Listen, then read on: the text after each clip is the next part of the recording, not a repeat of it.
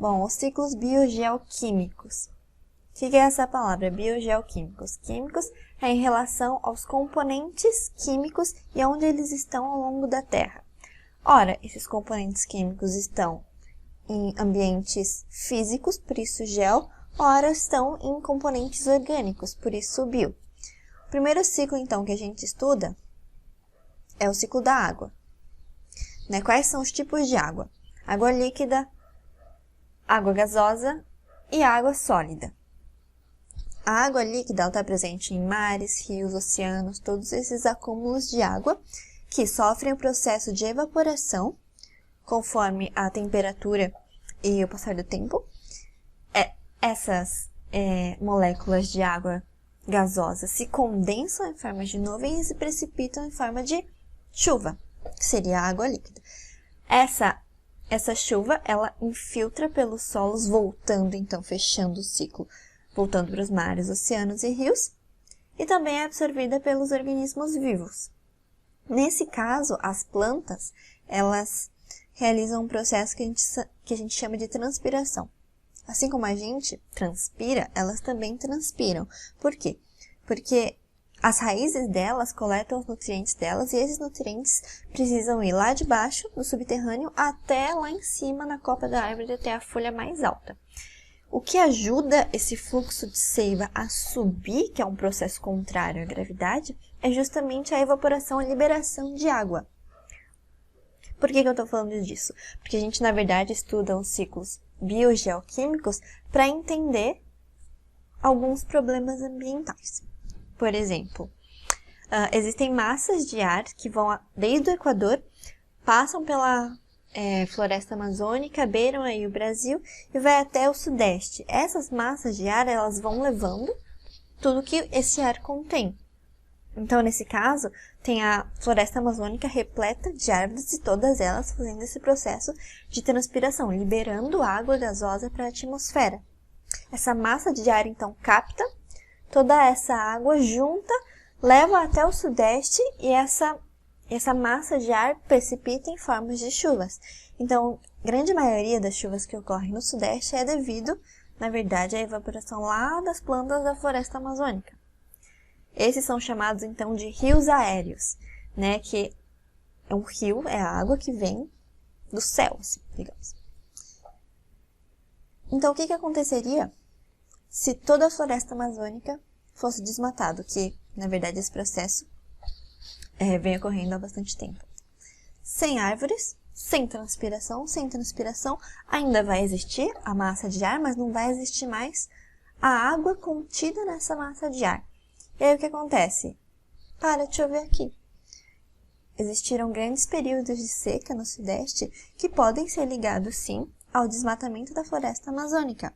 Um exemplo muito legal, entre aspas, que aconteceu foi quando, eu não sei se vocês lembram, que esse ano ainda teve aquele dia, às 3 horas da tarde, que o céu estava preto, simplesmente preto, sendo que era 3 horas da tarde. Ninguém estava entendendo isso. As pessoas até falaram que foi o dia em que São Paulo virou noite, Em Campinas aconteceu isso, tiveram reportagens sobre isso, e aí foram investigar, e o que aconteceu? Aparentemente, lá na floresta amazônica estava tendo uma série de incêndios que duraram muito, muito tempo. E esses incêndios, a carbonização das árvores gera o quê? Fuligem para a atmosfera. Essa fuligem, assim como as massas de água gasosa vêm pelas aquelas massas de ar, a fuligem também foi trazida por essas massas de ar e ficou no céu. Então, o céu estava preto não era porque ia chover, não era porque ia cair o mundo. Não, era, na verdade, consequências da fumaça do desmatamento lá da Amazônia. Agora, os ciclos do oxigênio e do carbono. A gente já vai ver por que a gente estuda eles juntos. Temos, então, o oxigênio atmosférico. E esse oxigênio atmosférico, ele é respirado pelos animais e pelas plantas que utilizam esse oxigênio e liberam, então, uma parte da nossa expiração é um pouco de oxigênio que a gente não usou, mas o resto é o quê? Dióxido de carbono, CO2. Esse dióxido de carbono, ele é incorporado pelas plantas, porque elas fazem o quê? Fotossíntese. E essa é a característica que torna elas seres autótrofos, porque elas, com a luz, absorvem gás carbônico e liberam oxigênio. E durante esse processo, elas fabricam a sua própria energia, por isso seres autótrofos. Liberou oxigênio, esse oxigênio voltou para a atmosfera e depois vai ser de novo utilizado pelos seres vivos. Por isso que o ciclo do oxigênio e do carbono a gente costuma estudar eles juntos, porque eles têm uma ligação. E daí que o gás carbônico, ele é um dos componentes do efeito estufa, um dos gases do efeito estufa. O que é o efeito estufa? Efeito estufa é quando existem os raios solares que eles incidem pela Terra. Parte deles é refletida de volta para o universo e parte ela é absorvida. Absorvida por quem? Pelos gases presentes na atmosfera. Esses gases, eles absorvem esse calor proveniente dos raios de sol e mantêm, então, a Terra aquecida, porque é como se esses raios fossem rebater de volta para o universo, mas voltasse de novo por causa desses gases e ficasse contido ali na atmosfera. E aí, tornando a atmosfera, então, quente. Os gases do efeito estufa, eles são necessários e o efeito estufa é um fenômeno natural. Por quê? Os cientistas dizem que se não fosse pelo os gases do efeito estufa, a Terra teria cerca de menos 18 graus. Seria extremamente fria. As condições de vida na Terra seriam muito pequenas. Então, é importante que exista, sim, o efeito estufa. Só que o que acontece é quando existe uma liberação excessiva desses gases. A gente já vai ver. Bom, a gente falou dos gases presentes na atmosfera. Quais são os gases presentes e qual a porcentagem que cada um deles representa?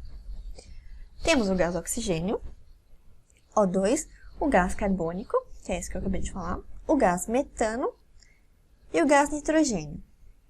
Temos também a água, mas na verdade a água, para determinar a porcentagem dela, depende de onde você está ao redor da Terra, né? Porque a água é uma coisa que vai e volta, então é um pouco tirado dessa conta. Mas lembrando que tem sim o vapor de água presente na atmosfera. Cerca de quase 80% dos gases presentes na atmosfera não é o oxigênio, e sim o nitrogênio. O oxigênio, na verdade, representa 21% dos gases presentes na nossa atmosfera, e o resto, os outros 1%, compostos pelo gás metano e o gás carbônico.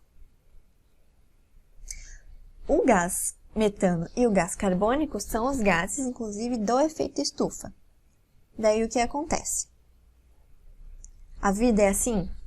Só existe plantas e animais e seres vivos no nosso planeta? Não, existem várias outras coisas. A Terra foi modificada muito pela ação antrópica que temos as plantas ainda, temos os animais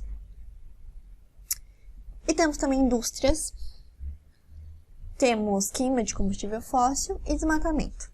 Todas essas atividades, tanto a respiração feita pelos animais, quanto fogo, desmatamento, quanto a liberação de fumaças pela indústria e a queima de combustíveis fósseis, são atividades que geram gás carbônico para a atmosfera.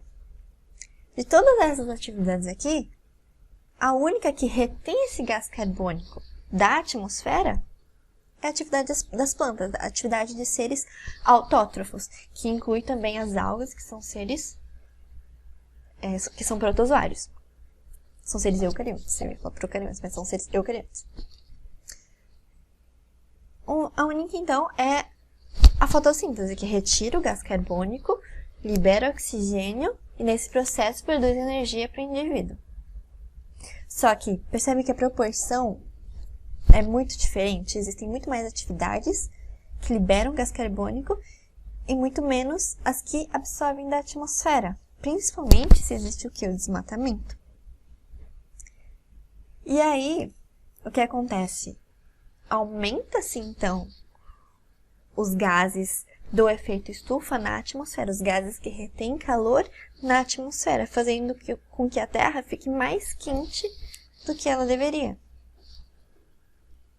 O gás metano é um gás muito poderoso, ele é cerca de 20 a 30 vezes mais forte que o gás carbônico no sentido de reter energia, de aquecer o ambiente, então ele é muito mais prejudicial. E é liberado por meio da ação de bactérias com metabolismo anaeróbico, que elas produzem energia sem necessitar de oxigênio. Exemplos de atividades que liberam metano: lixões, fundos de represa, pântanos e peido de vaca. Peido de vaca é um negócio que libera, sim, metano e é um pouco preocupante porque não existem poucas vacas. As vacas, na verdade, elas passaram a ser domesticadas e criadas em larga escala para produção de leite, para produção de carne, diversas coisas, que inclusive a pecuária é uma atividade que desmata uma grande área, ou seja, além de tirar aqueles únicos indivíduos que são as plantas que retêm o gás carbônico da atmosfera, também colocam no lugar vacas, por exemplo, que liberam metano.